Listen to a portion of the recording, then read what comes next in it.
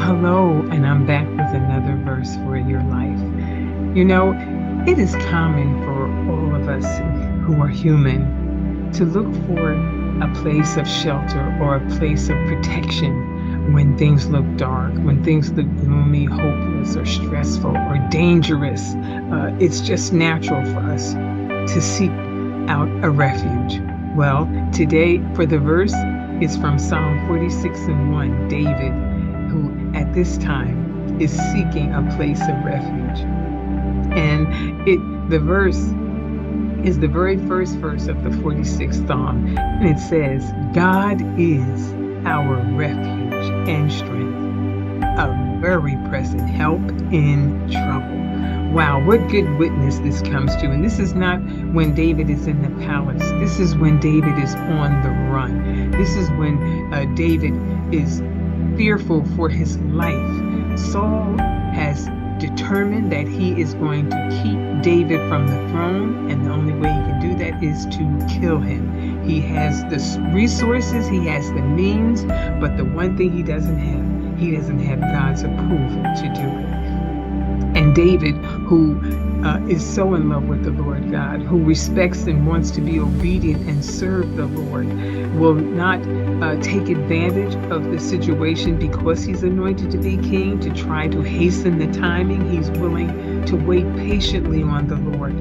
Even though Saul has accused him and announced before all of Israel that David is an outlaw, David wants to harm him, or and falsifying things and saying David, wants to kill him. And David at this time is in the cave of Adullam, and Adullam means refuge.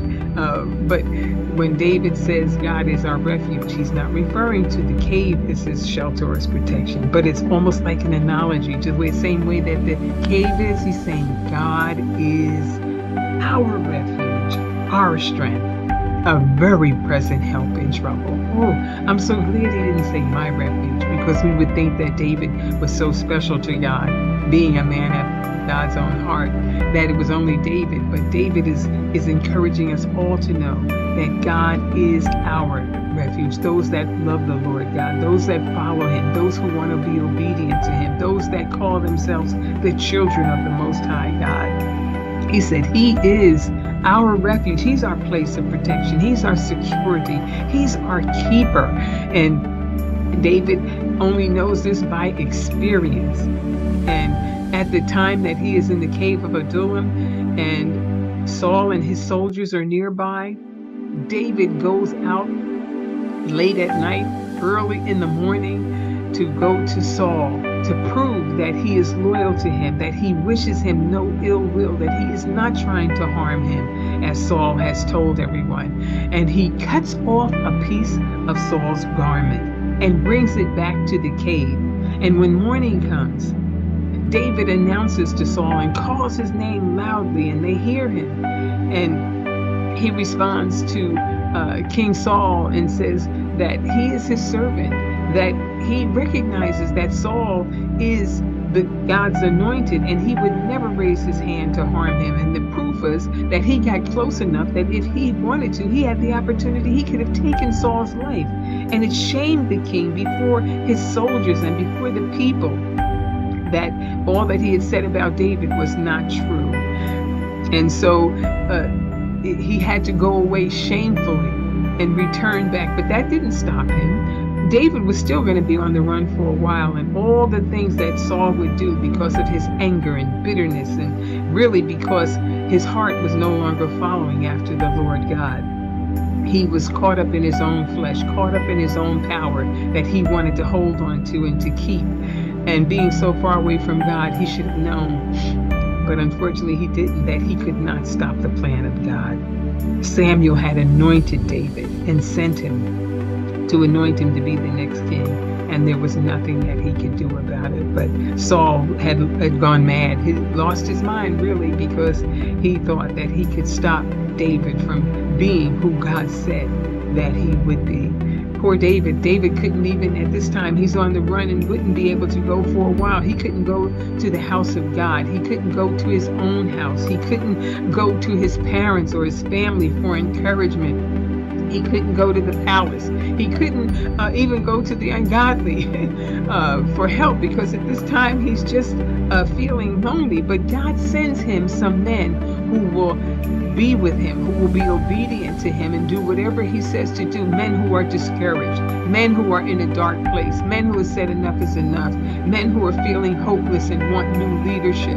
They knew that David would be king, but they would not be able to hasten David's hand against the king in order to make him king, because David would not do that. And out of that, they respected David, and David groomed these men, and they became soldiers or mighty men of valor under David's leadership.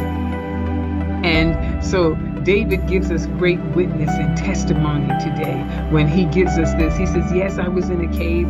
Yes, I couldn't get to other people. And the only way I can explain my survival, the only way I can tell you that I am yet standing here, is that God is our refuge. He's telling the men this. Don't worry about Saul and his soldiers. Don't worry about things. God is our refuge. He will be our shelter. He will be our place of protection. He will keep us no matter where trouble is. I don't care how Saul follows us with all of his soldiers.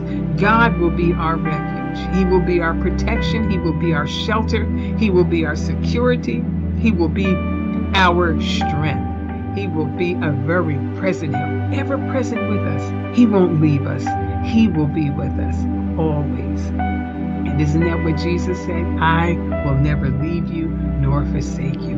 What powerful words that the Lord has given us that we can stand on, that have been tested time after time after time.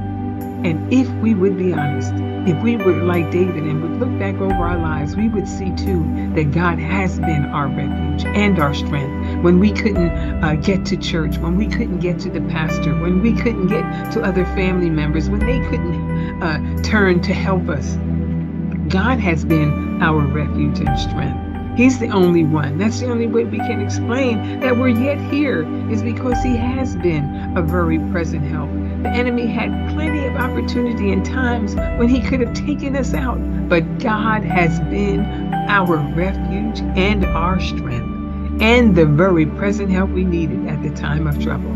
So I don't know what you need refuge for this morning, whether it's your finances, whether it's your health, whether it's your loved ones, whatever it is, God is your refuge and your strength, and he will be ever present with you, always.